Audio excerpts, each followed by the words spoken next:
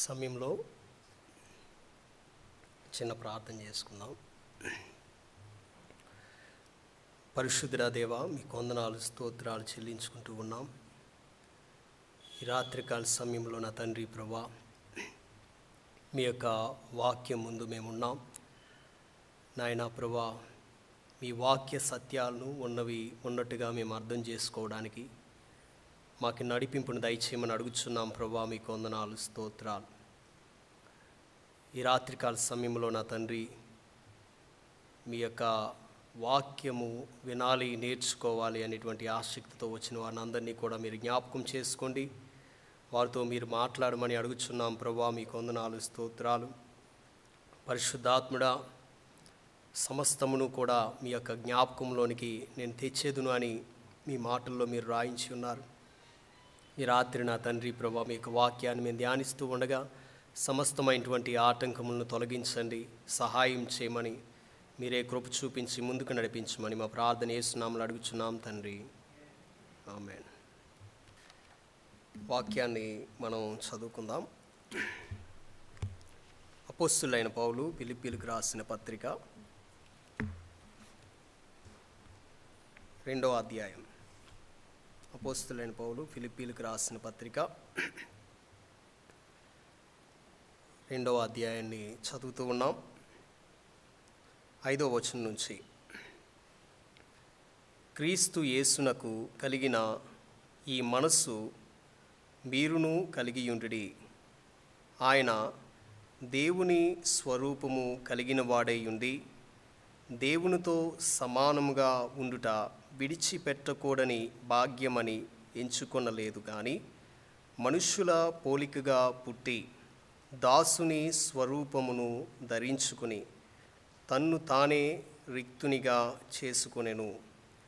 మరియు ఆయన ఆకారమందు మనుష్యుడిగా కనబడి మరణము పొందినంతగా, అనగా శిలువ మరణము పొందినంతగా విధేయత చూపినవాడై తన్ను తాను తగ్గించుకొనెను. అందుచేతను పరలోకమందున్న వారిలో కానీ, భూమి మీద ఉన్న వారిలో కానీ, భూమి క్రింద ఉన్న వారిలో కానీ ప్రతి వాని మోకాలను యేసు నామమున వంగునట్లును, ప్రతి వాని నాలుకయు తండ్రి అయిన దేవుని మహిమార్థమై యేసుక్రీస్తు ప్రభువుని ఒప్పుకొన్నట్లును దేవుడు ఆయనను అధికముగా హెచ్చించి ప్రతి నామముకు పైనామమును ఆయనకు అనుగ్రహించెను. మరొకసారి గడిచినటువంటి వారంలో చెప్పుకున్నటువంటి విషయాలను ఒకసారి జ్ఞాపకం చేసుకుందాం.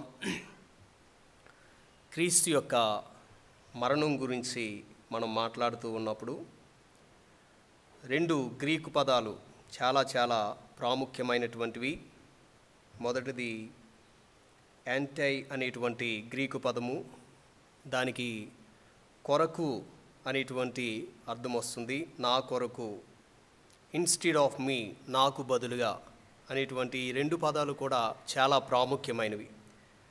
క్రీస్తు నా కొరకు మరణించాడు అనేటువంటి విషయము మనకి అర్థం కావాలి. క్రీస్తు నాకు బదులుగా మరణించాడు అనేటువంటి విషయం అర్థం కావాలి. అదేవిధంగా గ్రీకులో హ్యూపర్ అనేటువంటి పదం ఉపయోగించబడింది. ఇంగ్లీష్లో ఇన్ ప్లేస్ ఆఫ్ అనేటువంటి మీనింగ్ని మనం చూస్తాం. నా స్థానంలో నాకు బదులుగా నా కొరకు క్రీస్తు మరణించెను అనే విషయాలు పోయిన వారంలో మనం చూసాం. అదేవిధంగా క్రీస్తు మరణము నాకు ఏమి అర్థాన్ని ఇస్తుంది అనే విషయాలు మనం చూస్తూ ఉన్నప్పుడు ఇట్ ఈజ్ ఏ సబ్స్టిట్యూషనరీ డెత్, అంటే నా ప్లేస్లో ఆయన మరణించాడు అనేటువంటి విషయాన్ని మనము చూస్తూ ఉన్నాం. రిడెంప్షన్, రెండవది ఏంటంటే రిడెంప్షన్ గురించి మనం మాట్లాడుతూ ఉన్నాం. ఈ యొక్క రిడెంప్షన్ గురించి మాట్లాడుతూ ఉన్నప్పుడు అగోరజో అనేటువంటి పదం ఉపయోగించబడింది. అగోరజో అనేటువంటి పదం అంటే క్రీస్తు ఒక బానిసని ఒక యజమానుడు ఏ విధంగా అయితే బానిస మార్కెట్ నుంచి కొనుక్కుంటాడో, క్రీస్తు ఆ విధంగానే మనల్ని పాపం అనేటువంటి బానిసత్వం నుంచి కొనుక్కున్నాడు అనే విషయాన్ని మనం చూసాం. Believers are bought at a terrible cost, terrible price. యేసుక్రీస్తు ప్రభువారు తాను తన యొక్క ప్రాణాన్ని బట్టి విశ్వాసుల్ని కొనుక్కున్నాడు అనేటువంటి విషయాన్ని మనము చూడవలసినటువంటి వారమై ఉన్నాం. అదేవిధంగా మూడవది ఏంటంటే ఎక్స్ అగోరాచో అంటే యేసుక్రీస్తు ప్రభువారు కేవలం ఒక వ్యక్తిని కొనడం మాత్రమే కాకుండా ఆ వ్యక్తి ఉన్నటువంటి ఆ పాత స్థానం ఏదైతే ఉందో ఆ స్థానం నుంచి వేరొక స్థానానికి మార్చాడు అనేటువంటి విషయాన్ని మనం చూసాం. అంటే సాధారణంగా ఒక యజమానుడు బానిసను కొనుక్కున్నప్పుడు అక్కడే విడిచిపెట్టి వెళ్ళిపోవడం, కానీ ఆ బానిసకి ఒక ముద్ర వేస్తాడు. ఆ ముద్ర వేసినప్పుడు ఏం తెలియజేస్తూ ఉన్నాడంటే, నీవు నాకు సంబంధించినటువంటి వ్యక్తివు, నీ మీద ఫుల్ రైట్స్ అన్నీ కూడా నాకున్నాయి అనేటువంటి విషయాన్ని తెలియజేసి అక్కడి నుంచి విడిపించుకుని వెళ్ళి ఒక కొత్త ప్లేస్కి తీసుకుని వెళ్ళడం అనేటువంటిది మనం చూస్తాం. అదేవిధంగా యేసుక్రీస్తు ప్రభువారు పాపం ద్వారా వచ్చినటువంటి శాపం నుంచి, ధర్మశాస్త్రం నుంచి మనల్ని విడిపించి సంఘానికి ఆయన తీసుకుని వచ్చి సంఘంలో మనల్ని ఒక ఫ్యామిలీగా కలిపినట్లుగా మనం చూస్తాం. ఈ మూడు కూడా చాలా చాలా ప్రాముఖ్యమైనటువంటి విషయాలు. అయితే ఇక్కడ చదువుకున్నటువంటి వాక్య భాగాన్ని బట్టి క్రీస్తు యొక్క మరణం గురించి మనం మాట్లాడుకుంటూ ఉన్నాం. ఆయన చెల్లించినటువంటి ప్రాయశ్చిత్తం గురించి మనం మాట్లాడుకుంటూ ఉన్నాం. అయితే ఈ ప్రాయశ్చిత్తం గురించి మనం మాట్లాడుకుంటూ ఉన్నప్పుడు ఆల్రెడీ చాలా రకాల తప్పుడు సిద్ధాంతాలు అనేటువంటివి మనం చూస్తాం. ఈ మధ్యకాలంలో క్రీస్తును గూర్చినటువంటి దుర్బోధలు ఏమైనా విని ఉన్నారా? క్రీస్తును గూర్చినటువంటి దుర్బోధలు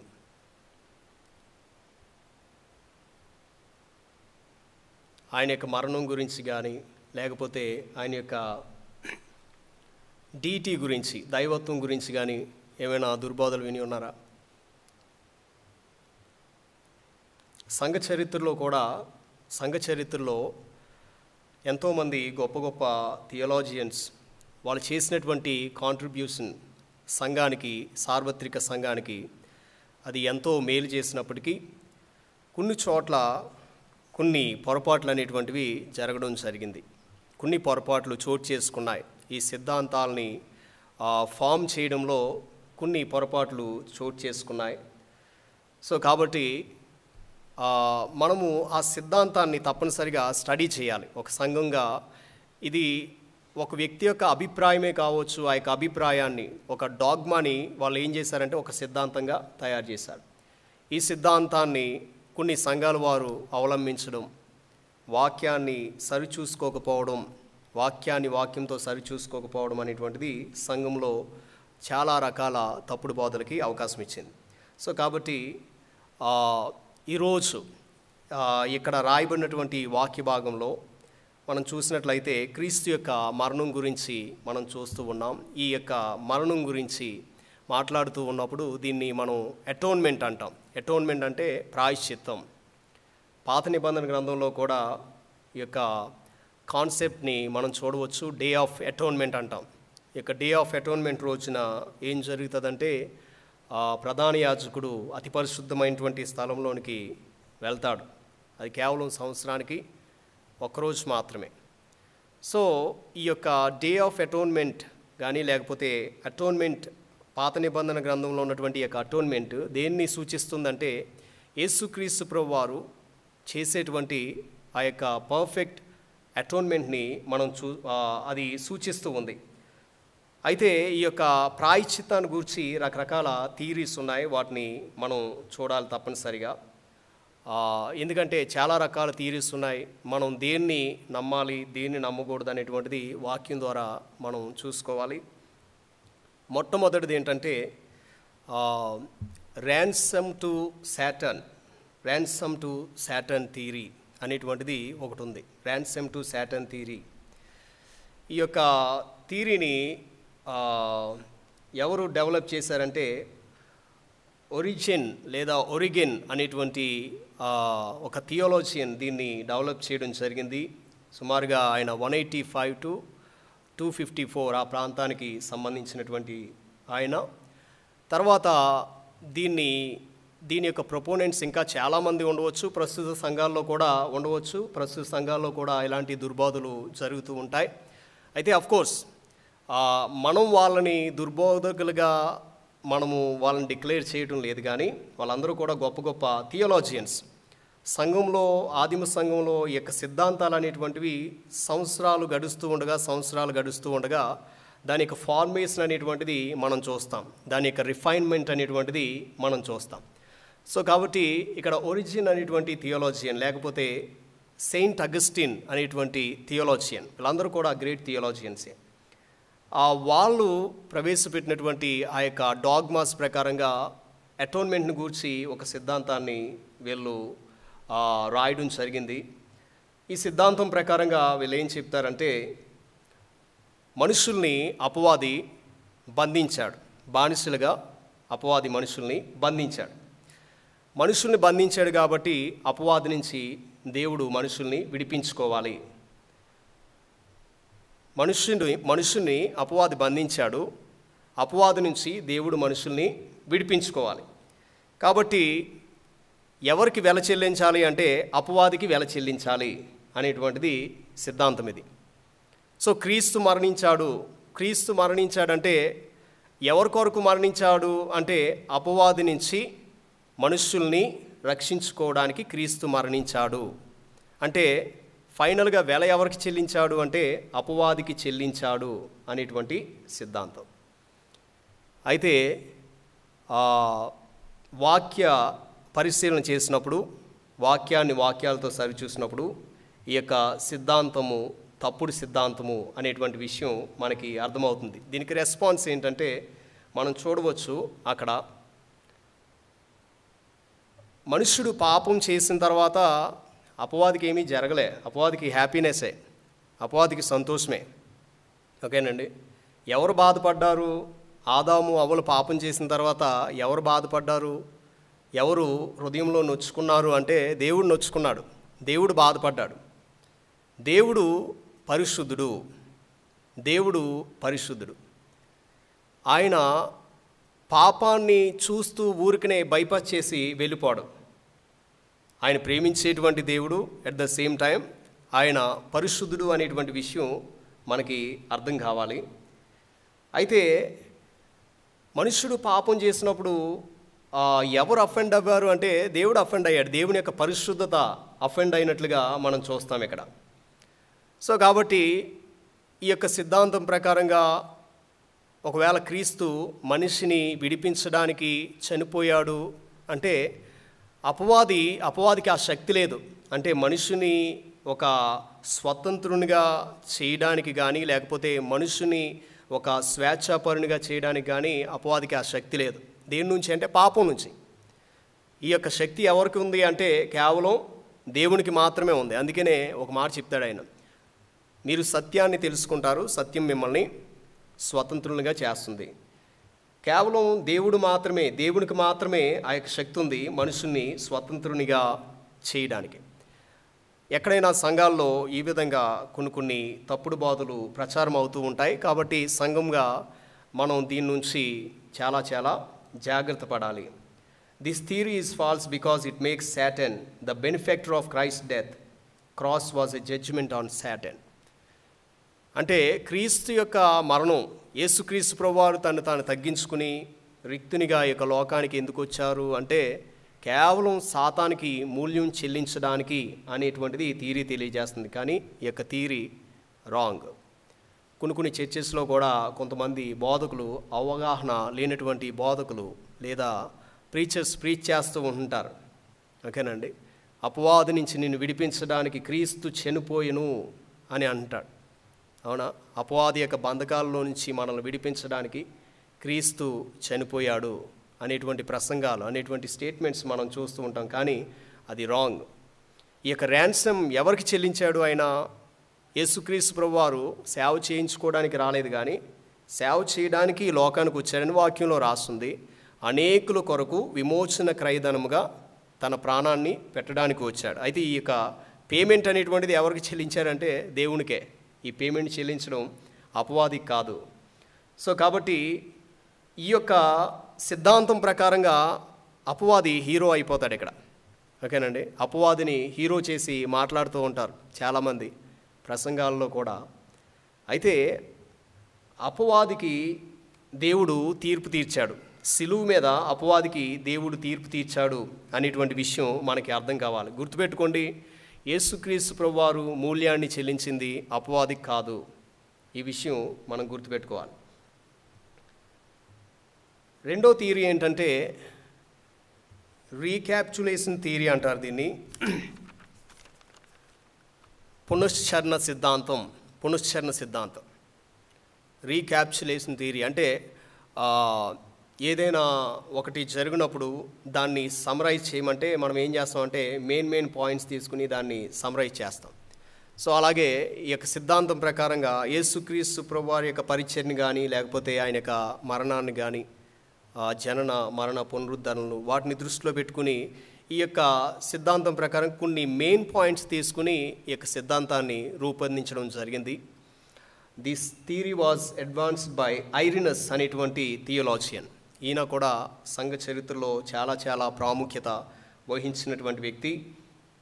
ఈయన ఏమని బోధించాడంటే he taught that Christ went through all the phases of Adam's life and experience including the experience of sin.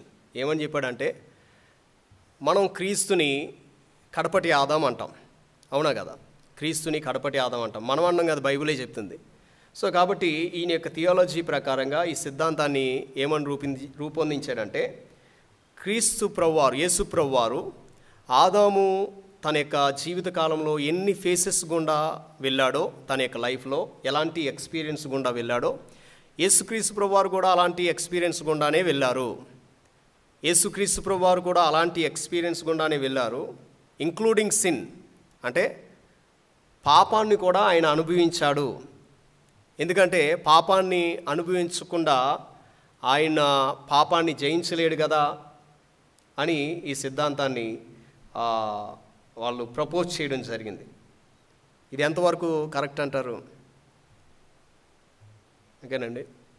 ఇవన్నీ చిన్నగా కనిపించవచ్చు కానీ పెద్ద బ్లండర్స్ ప్రసంగాల్లో ఊరికనే వెళ్ళిపోతూ ఉంటాయి. సో దీనికి రెస్పాన్స్ ఏంటంటే 1 కొరింథీయులకు రాసిన పత్రిక 15వ అధ్యాయం 45వ వచనంలో మనం చూస్తాం. యేసుక్రీస్తు ప్రభువారు he is noun as the last Adam, కడపటి యాడమ్గా మనము చూస్తాం. ఆయన్ని బైబిల్ గ్రంథము సెలవిస్తూ ఉంది. కానీ ఆయనకి పాపంతో ఎటువంటి పర్సనల్ ఎన్కౌంటర్ అనేటువంటిది లేదు. ఈ యొక్క సిద్ధాంతం తప్పని మనం చాలా సులువుగా చెప్పొచ్చు వాక్యాన్ని ఆధారం చేసుకొని. కారణం ఏంటంటే బైబిల్ గ్రంథము యేసుక్రీస్తు ప్రభువారి యొక్క సిన్లెస్నెస్ గురించి మాట్లాడుతుంది. అంటే క్రీస్తుకి ఎటువంటి పాపం లేదు, ఆయన ఎటువంటి పాపాన్ని ఎరగడు. ఒక వాక్యాన్ని చూద్దాం. మొదటి యోహాను 3వ అధ్యాయం 5వ వచనం.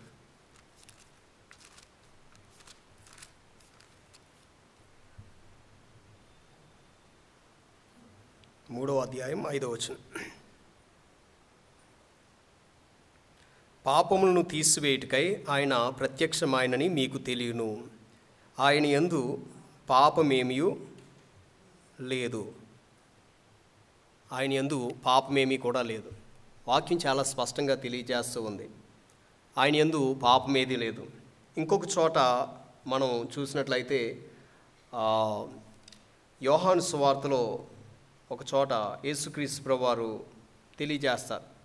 8వ అధ్యాయం 46వ వచనాన్ని ఒకసారి చూద్దాం. యోహాను సువార్త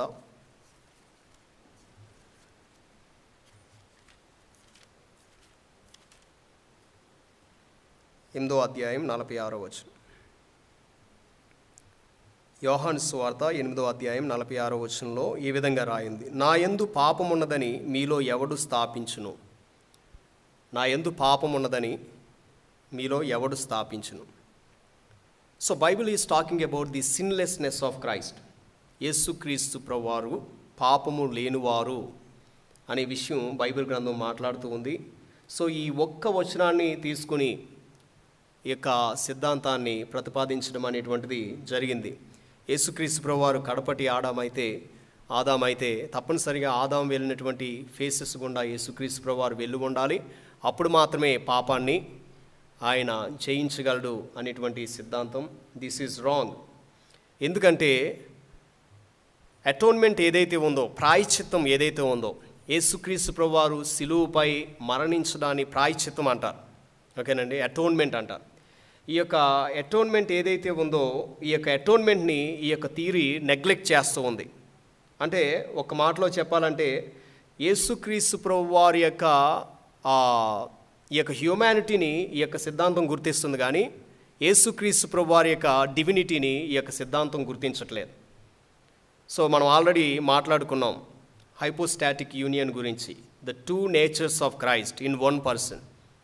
యేసుక్రీస్తు ప్రభువారు ఒకే వ్యక్తి. ఆ ఒక్క వ్యక్తిలో ఎన్ని స్వభావాలు ఉన్నాయి? 2 స్వభావాలు ఉన్నాయి. One is human nature, divine nature. ఓకేనండి, these two nature are inseparable.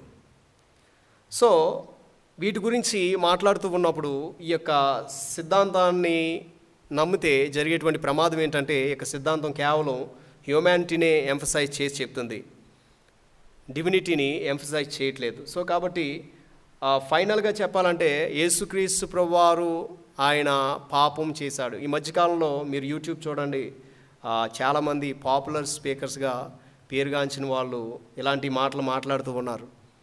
ఓకేనండి, మేము చాలా రీసెర్చ్లు చేస్తున్నాం బైబిల్ మీద అనుకునేటువంటి వ్యక్తులు కూడా ఏం మాట్లాడుతూ ఉన్నారంటే, తండ్రి కుమారుణ్ణి ఏమన్నాడంట, నువ్వు కిందకి వెళ్ళి నీవు మనుషుల్లాగా శ్రమ పడితేనే కానీ నీకు పరలోకం దక్కదు, నీకు కూడా పరలోకం ఇవ్వను అన్నాడంట.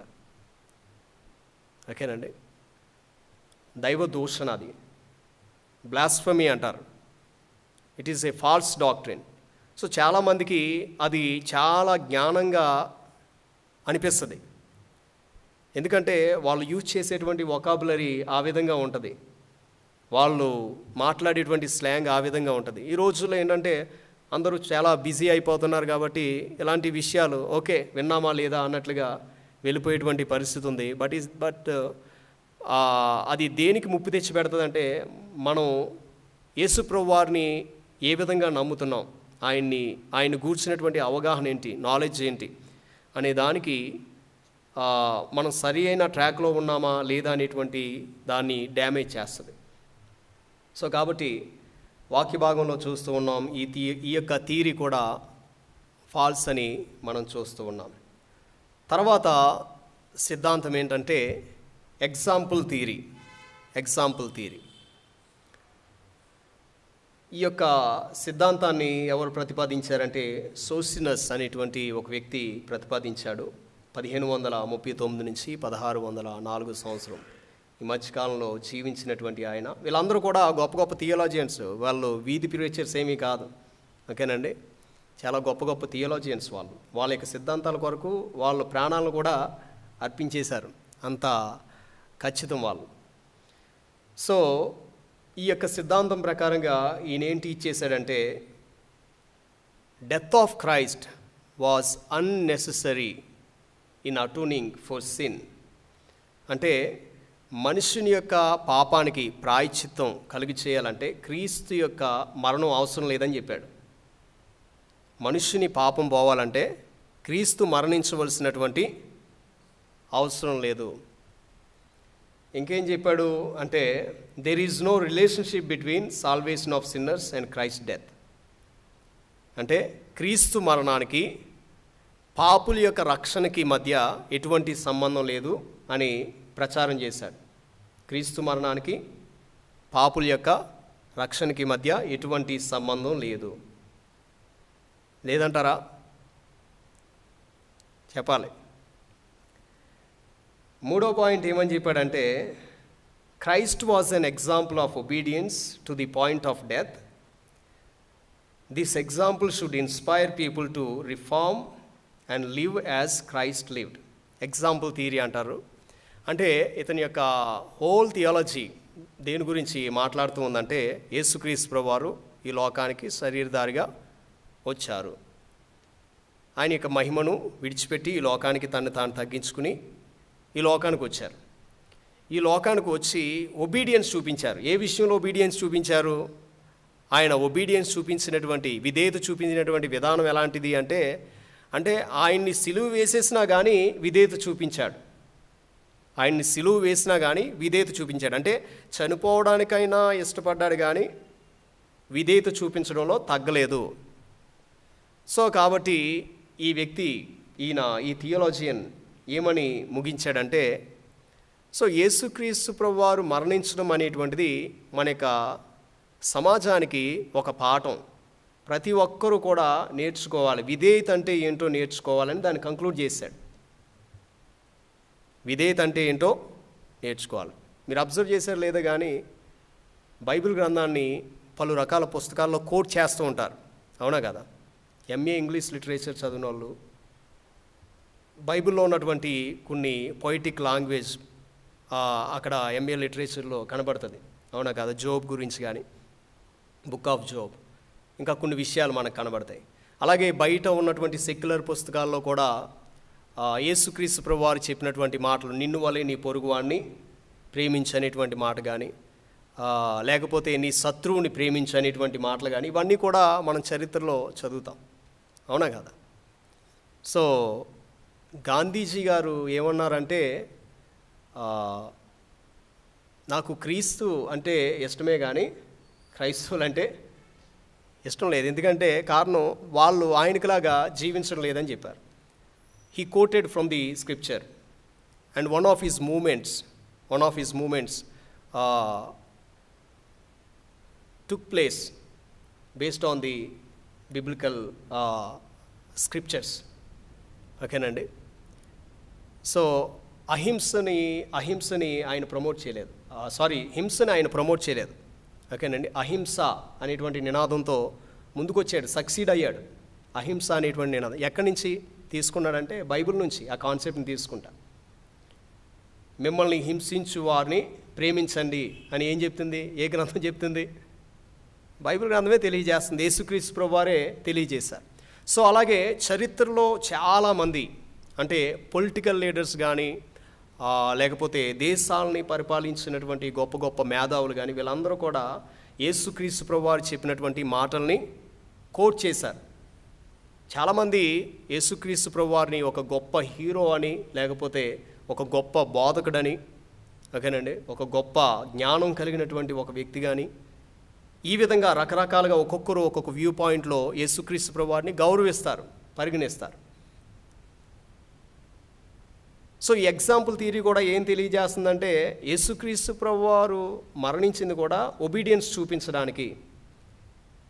సో అన్బిలీవర్స్ కూడా ఈ యొక్క ఒబీడియన్స్ నుంచి నేర్చుకోవచ్చు. ఎంతవరకు కరెక్ట్ ఈ యొక్క సిద్ధాంతం మనం ఆలోచించాలి, ఎంతవరకు కరెక్ట్.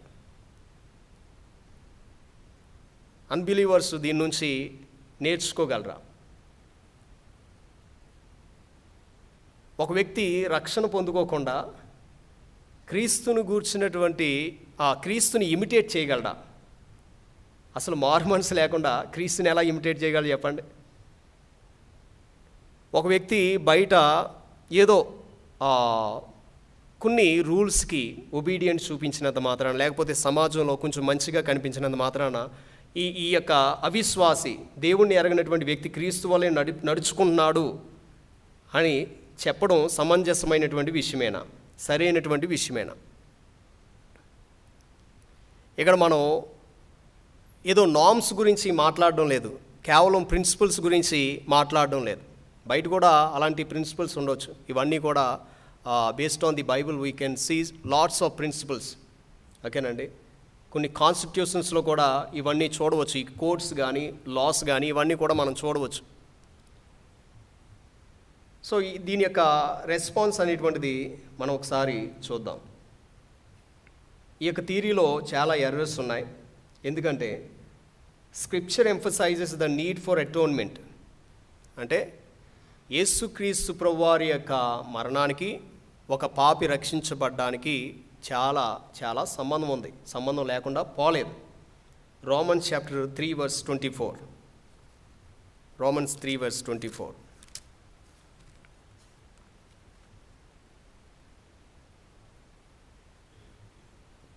కాబట్టి నమ్మువారు ఆయన కృపచేతనే క్రీస్తు యేసునందులి విమోచనం ద్వారా ఉచితంగా నీతిమంతులని తీర్చబడుచున్నారు. ఈ మాట చాలా ప్రాముఖ్యమైంది.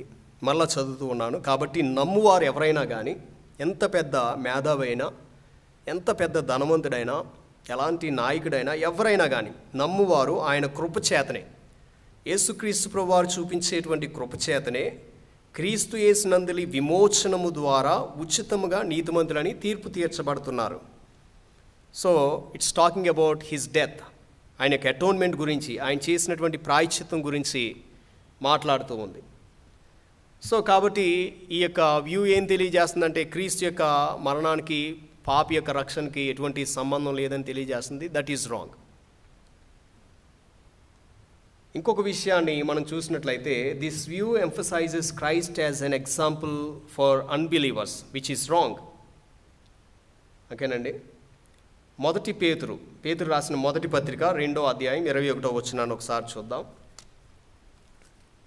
పేతురు రాసిన మొదటి పత్రిక 2వ అధ్యాయం 21వ వచనాన్ని చదువుతున్నాను. క్రీస్తు కూడా మీ కొరకు బాధపడి మీరు తన అడుగు జాడల యందు నడుచుకున్నట్లు మీకు మాదిరి ఉంచిపోయెను. క్రీస్తు కూడా మీ కొరకు బాధపడి, ఎవరికి రాస్తున్నాడు ఈ యొక్క పత్రిక అంటే విశ్వాసులకు రాస్తున్నటువంటి పత్రిక. క్రీస్తు కూడా మీ కొరకు బాధపడి మీరు తన అడుగుజాడల యందు నడుచుకోవాలి. ఎవరో తన యొక్క అడుగుజాడల యందు నడుచుకోవాలంటే అవిశ్వాసులు నడుచుకోరు. ఎందుకంటే వాళ్ళకి పరిశుద్ధాత్ముడు లేడు వాళ్ళ లోపల.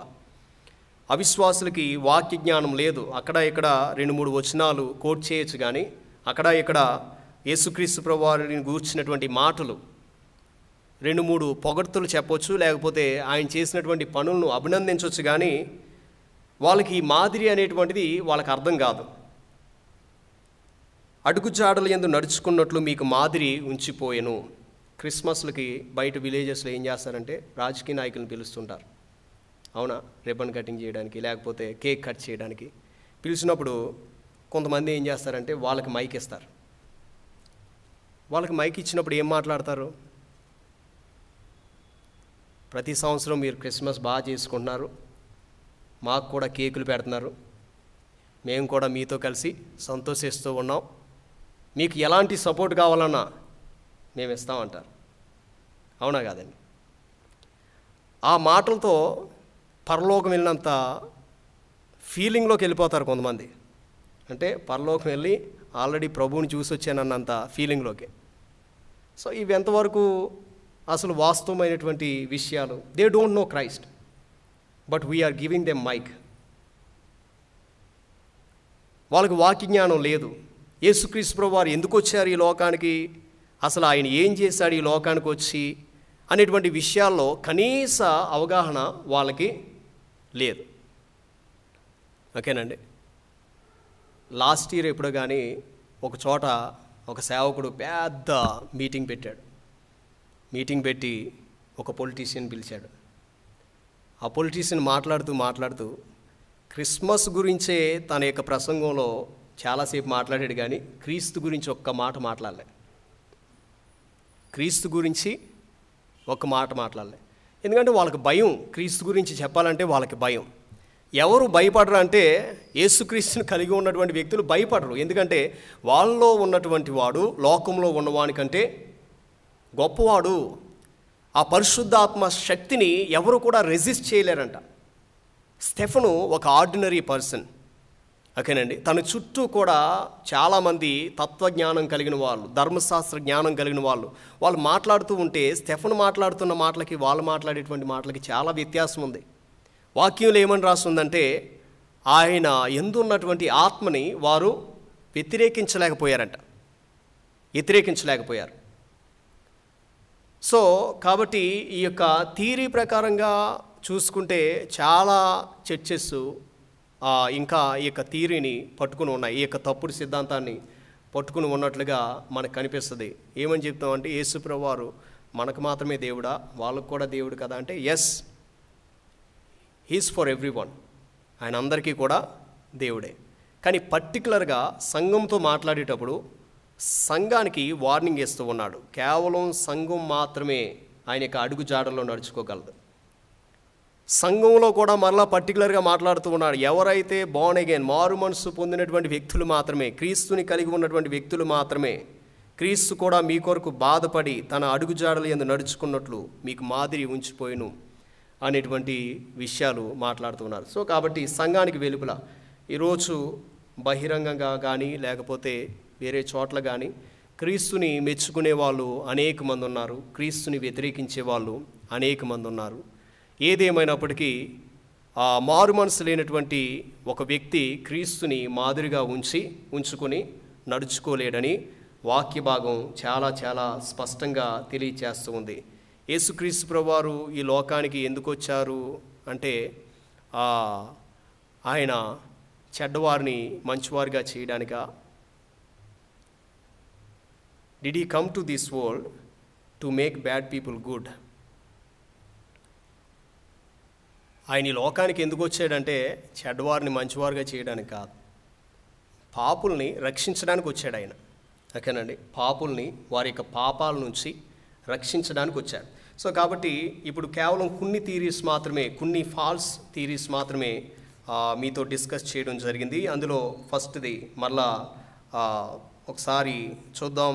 ర్యాన్సమ్ టు సాటన్ థియరీ అంటే యేసుక్రీస్తు ప్రభువారు పాపుల్ని రక్షించడానికి తన యొక్క ప్రాణాన్ని ఎవరి కొరకు పెట్టాడు అంటే పాపుల్ని విడిపించడానికి, ఎవరి చేతుల్లోంచి విడిపించడానికి అంటే అపవాది యొక్క చేతుల్లోంచి విడిపించడానికి తన యొక్క ప్రాణాన్ని పెట్టాడు అనేటువంటిది అది తప్పుడు సిద్ధాంతము.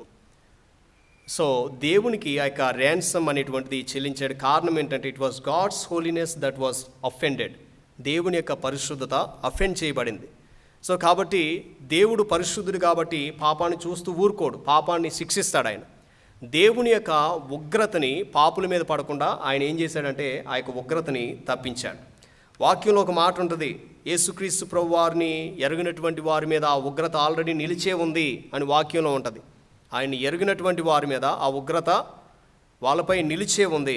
రోమీలకు రాసిన పత్రికలో ఇంకొక మాట ఉంటుంది 8వ అధ్యాయంలో, కాగా ఎవడైనా క్రీస్తులో ఉన్న ఎడల వాడికి ఎటువంటి శిక్షా విధియు లేదు. అంటే ఆ యొక్క రాత్ నుంచి ఆ వ్యక్తి తప్పించబడ్డాడు అనే విషయాన్ని మనం చూస్తాం. రీక్యాప్చులేషన్ థియరీలో మనం చూస్తూ ఉన్నప్పుడు ఈ యొక్క రీక్యాప్చులేషన్ థియరీలో క్రీస్తు కూడా పాపం గుండా వెళ్ళాడు, పాపాన్ని అనుభవించాడు, పాపాన్ని అనుభవించిన తర్వాతే పాపాన్ని విక్టోరియస్గా జయించాడు అనేటువంటిది ఇది కూడా తప్పుడు సిద్ధాంతం. ఎందుకంటే రాను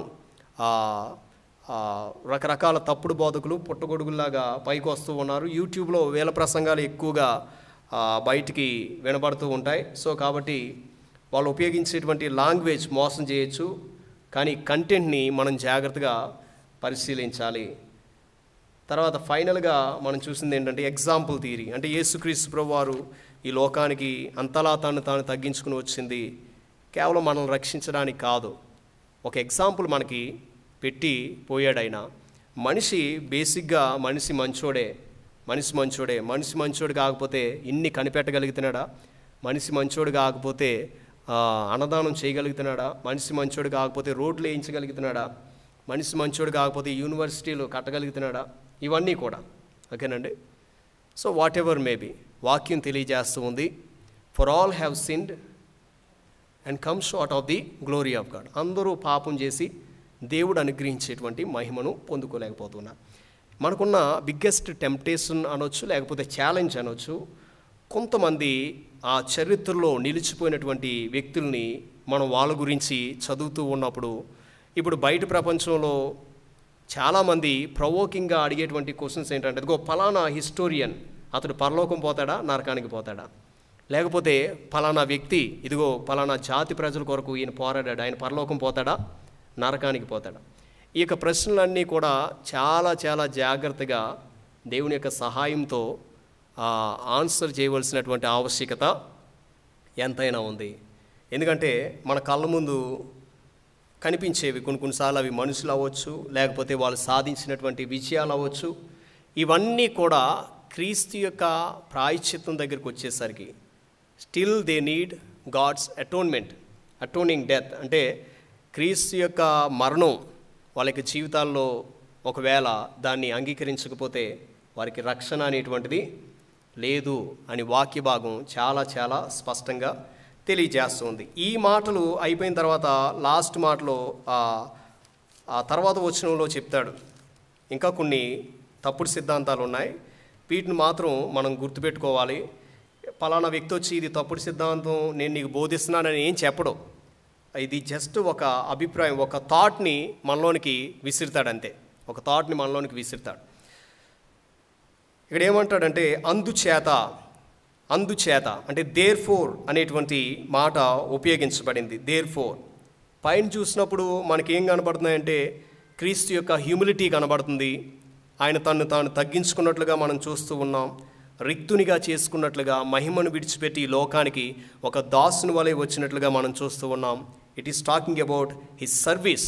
ఆయన యొక్క సర్వీస్ గురించి మాట్లాడుతూ ఉంది. తర్వాత ఆయన యొక్క సాక్రిఫైస్ గురించి మాట్లాడుతూ ఉంది. ఇవన్నీ కూడా ఏదో ఊరికనే జరిగేటువంటివి కాదు. తర్వాత చెప్తూ ఉన్నాడు అందుచేత, దేర్ ఫోర్ దేవుడు ఏం చేశాడు అంటే ఆయన హెచ్చించాడు అనే మాటను మనం చదువుతాం. సో కాబట్టి ఈ యొక్క హ్యూమిలిటీ కానీ లేకపోతే సాక్రిఫైస్, క్రీస్తు కొరకు మనం చేసేటువంటి సాక్రిఫైస్, లేదా నేను క్రీస్తు కొరకు నన్ను నేను తగ్గించుకోవడం అనేటువంటి విషయం, లేదా క్రీస్తు కొరకు నేను సేవ చేయడం అనేటువంటి విషయాలు కనిపించేటువంటి విషయాలు కాకపోవచ్చు, ఓకేనండి. కానీ వాటిని రహస్యమందు చూసేటువంటి దేవుడు తప్పనిసరిగా వాటికి ప్రతిఫలము ఇవ్వక మానడు. తప్పనిసరిగా వీటికి ప్రతిఫలము, బహుమానము అనేటువంటిది దేవుని దగ్గర నుంచి మనము పొందుకుంటాం. కాబట్టి దేవుడు ఈ మాటల్ని మన వినికిడిలో దీవించునుగాక. దేవుని చిత్తమైతే తర్వాత విషయాలు మళ్ళా నెక్స్ట్ బైబిల్ స్టడీ నుంచి మనం కంటిన్యూ చేద్దాం.